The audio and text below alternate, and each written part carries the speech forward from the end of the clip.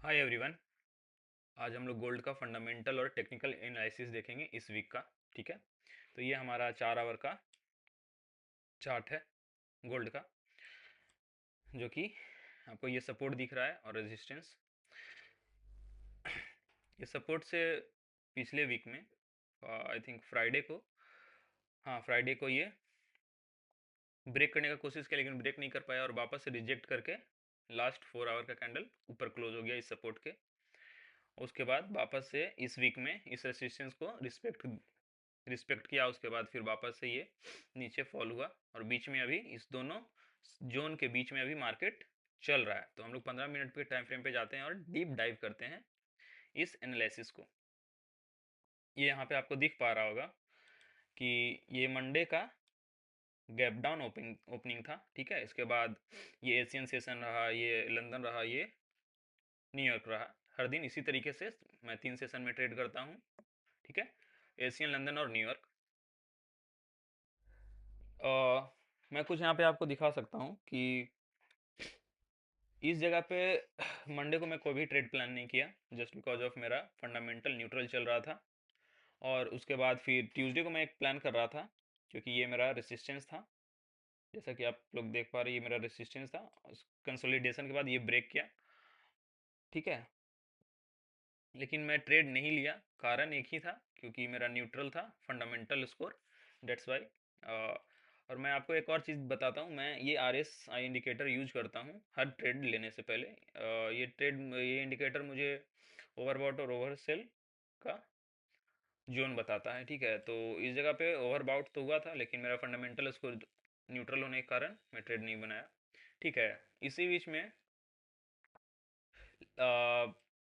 मुझे एक पैटर्न बनता दिख रहा था, जो कि मंडे से ही फॉर्म होना शुरू हो गया था। जस्ट अ सेकेंड, मैं आपको दिखाता हूँ। ये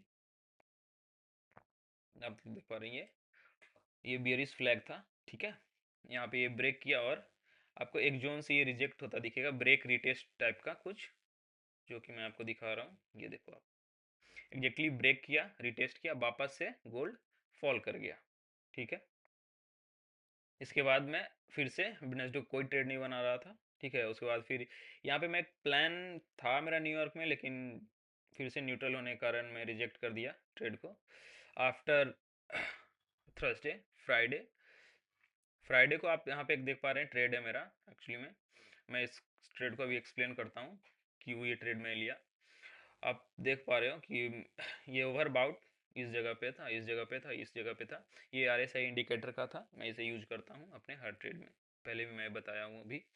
तो इस ट्रेड का मेन कारण क्या था कि ये 3 टाइम रिजेक्ट था इस जोन से।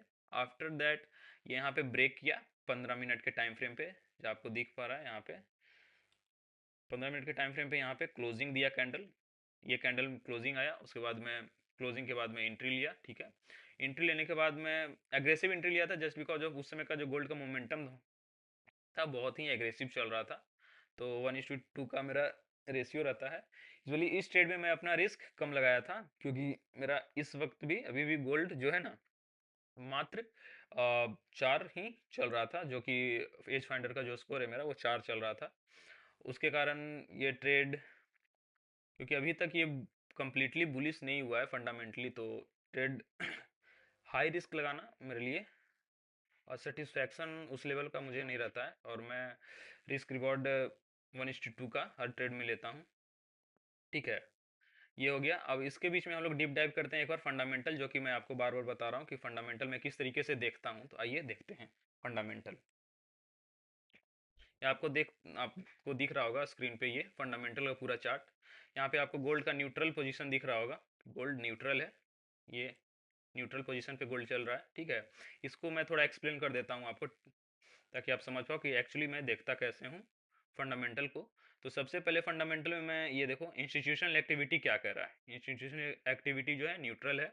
लेटेस्ट कोड डाटा मतलब कमिटमेंट ऑफ ट्रेडर रहता है इसमें कि जो भी हेज फंड हो गया, PF फंड हो गया, और मान लो किसी तरीके का पेंशन फंड हो गया, का जो पोजीशन होता है ना, वो इस कोड डाटा में बताता है। ठीक है, जो कि फ्यूचर पोजीशन बताता है कि एक्चुअली में चल क्या रहा है फ्यूचर में।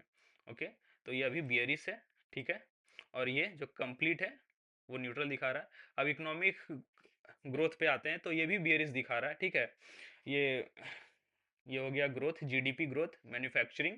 एक मैन्युफैक्चरिंग जो है, ठीक है, इकोनॉमिक ग्रोथ में मैन्युफैक्चरिंग ही एक ऐसा जो अभी लेटेस्ट डाटा है जो कि बुलिश दिखा रहा है, ठीक है। बाकी कंप्लीट अगर देखें तो हम लोग बियरिश ट्रेंड में है। इकोनॉमिक में भी, इन्फ्लेशन भी देखेंगे तो हम लोग कंप्लीटली बियरिश हैं। दो न्यूट्रल यहाँ पे दिखा रहा है, सीपीआई और पीसीई, और बाकी दो बियरिश दिखा रहा है, ठीक है।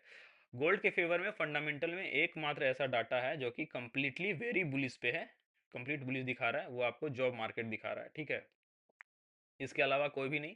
और अगर हम लोग, मैं जो फंडामेंटल देखता हूँ, ये तीन फंडामेंटल के हो गए और एक ये टेक्निकल जो चार्ट दिखाता है वो, ये चारों फैक्टर को मिलाकर अगर गोल्ड 5 से ऊपर जाता है, 6 7 8, यहाँ पे इस जगह पे जो कंप्लीट आपको ये दिख रहा है 4, इसके जगह पे अगर 6 हो जाए या 8 हो जाए समथिंग, +8, राइट, +6, तो मैं फिर फंडामेंटली भी गोल्ड क्या होगा, बुलिश हो जाएगा, ठीक है। तो फिर मैं ट्रेड स्विंग ट्रेड भी प्लान करूंगा और इंट्राडे ट्रेड भी प्लान करूंगा, मैं दोनों ही ट्रेड करता हूँ, ठीक है। तो और इस वीडियो में आपको एक चीज़ और मैं टेक्निकल पे दिखाता हूँ अभी, ठीक है। टेक्निकल पे आपको एक चीज़ दिखेगा अभी, आपको एक मैं टेक्निकल दिखाता हूँ 15 मिनट के टाइम फ्रेम पे, जो कि वेडनेसडे से फॉर्म होना शुरू हुआ था, एक पैटर्न ट्रेंड लाइन से, ठीक है। ये बुलिस फ्लैग टाइप का कुछ पैटर्न बनना शुरू हुआ था, जो कि वेडनेसडे से यहाँ से शुरू हुआ, ठीक है। यहाँ इस ट्रेंड लाइन का सेकंड मीट यहाँ हुआ और थर्ड मीट यहाँ, उसके बाद इस जगह पे इसको ब्रेकआउट मिला। ब्रेकआउट के बाद ही मैं ये ट्रेड प्लान किया था। तो क्या पे टेक्निकल काफ़ी बुलिश दिखा रहा था, कैसे, एक तो ट्रेंड ट्रेंड लाइन का ब्रेकआउट था, और एक ये मेरा जो ओवरबाउट का रेसिस्टेंस था उसका भी ब्रेकआउट था, और 15 मिनट का क्लोजिंग बहुत अच्छा था उस समय।